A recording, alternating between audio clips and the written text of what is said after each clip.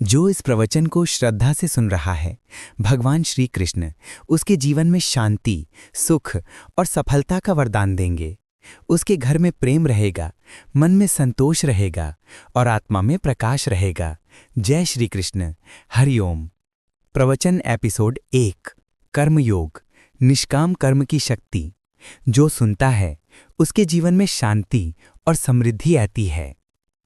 आधारित श्रीमद् भगवद गीता अध्याय 3। प्रिय श्रोताओं, आज का ये पवित्र प्रवचन जो भी मन से सुनेगा, समझेगा और अपनाने का प्रयास करेगा, उसके जीवन में शांति, स्थिरता और समृद्धि स्वयं आ जाएगी। क्योंकि ये केवल एक कथा नहीं, ये श्री कृष्ण का वचन है। जो गीता के कर्मयोग को अपने जीवन में उतार लेता है, उसके मन से भ्रम मिट जाता है, भय मिट जाता है और जीवन में अद्भुत संतुलन आ जाता है। भगवान श्री कृष्ण ने कहा था, न ही ज्ञानेन सदृशम पवित्रम इह विद्यते। अर्थात इस संसार में ज्ञान के समान कोई पवित्र वस्तु नहीं है और ये कर्मयोग उसी ज्ञान का सार है। कुरुक्षेत्र का युद्ध आरंभ होने वाला था। अर्जुन ने जब अपने ही गुरु, पितामह और भाइयों को सामने देखा तो उसका मन डगमगा गया, उसके हाथ कांपने लगे और उसने कहा, हे माधव, मैं युद्ध नहीं कर सकता।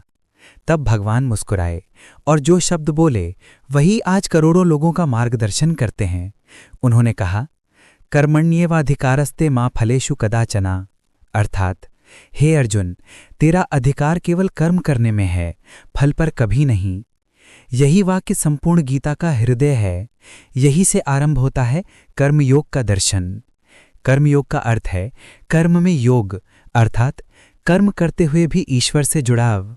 ये कोई त्याग या पलायन नहीं, बल्कि यह जीवन जीने की सर्वोच्च कला है। भगवान ने कहा, योगस्थः कुरु कर्माणि संगम त्यक्त्वा धनंजय। हे अर्जुन, आसक्ति छोड़कर समता में स्थित होकर कर्म कर। जो व्यक्ति निष्काम भाव से कर्म करता है वो संसार में रहते हुए भी मुक्त होता है। जैसे कमल का फूल जल में रहते हुए भी उससे अछूता रहता है, वैसे ही कर्मयोगी व्यक्ति संसार में रहते हुए भी निर्लिप्त रहता है। एक दिन एक साधु एक निर्माण स्थल से गुजरा। वहां 3 मजदूर ईंट लगा रहे थे। साधु ने पहले से पूछा, क्या कर रहे हो? उसने कहा, देख नहीं रहे, ईंटें जोड़ रहा हूं। दूसरे ने कहा, मैं दीवार बना रहा हूं। तीसरे ने मुस्कुराकर कहा, मैं भगवान का मंदिर बना रहा हूं। तीनों एक ही काम कर रहे थे, पर दृष्टिकोण अलग था। यही है कर्मयोग, जहां कर्म वही रहता है पर भावना बदल जाती है।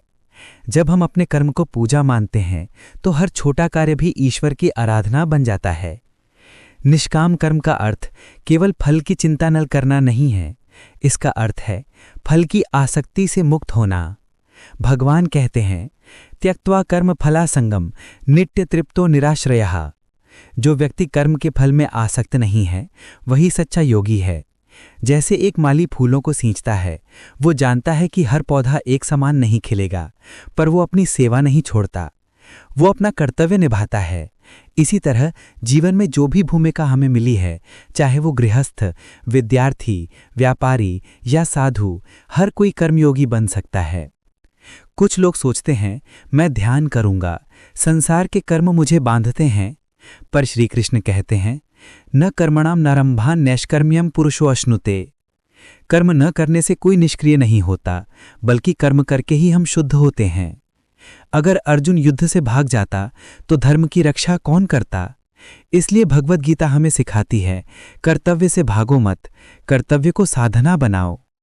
अब प्रश्न है, हम साधारण मनुष्य कर्मयोग को जीवन में कैसे उतारें? कुछ सरल उपाय। हर कार्य से पहले भगवान को याद करें। हे प्रभु, यह कार्य तेरी प्रेरणा से कर रहा हूं। कर्म को पूजा समझें। खाना बनाना, पढ़ना, व्यापार करना सब ईश्वर सेवा है। फल की चिंता न करें, बस सर्वोत्तम प्रयास करें। मन में समता रखें। सफलता मिले तो नम्र रहें, असफलता मिले तो धैर्य रखें।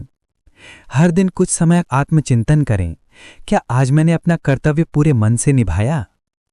धीरे धीरे ये दृष्टिकोण जीवन में चमत्कार लाता है। मन शांत होता है और भीतर आनंद का अनुभव होता है।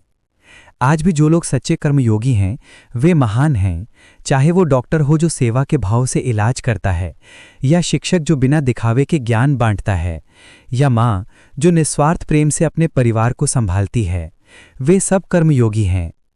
सच्चा कर्मयोगी वही है जो मैं को छोड़कर तू में जीता है। भगवान श्री कृष्ण ने कहा, स्वधर्मे निधनम श्रेयः परधर्मो भयावह। तो आइए हम सब जीवन में कर्मयोग का अभ्यास करें। काम करें पर आसक्ति नहीं, फल चाहें पर चिंता नहीं, हर कर्म को भगवान को समर्पित करें। जो व्यक्ति ऐसा करता है उसका मन सागर की तरह शांत हो जाता है, उसका जीवन दिव्य हो जाता है।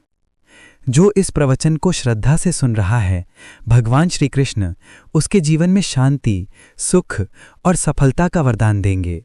उसके घर में प्रेम रहेगा, मन में संतोष रहेगा और आत्मा में प्रकाश रहेगा। जय श्री कृष्ण। हरि ओम।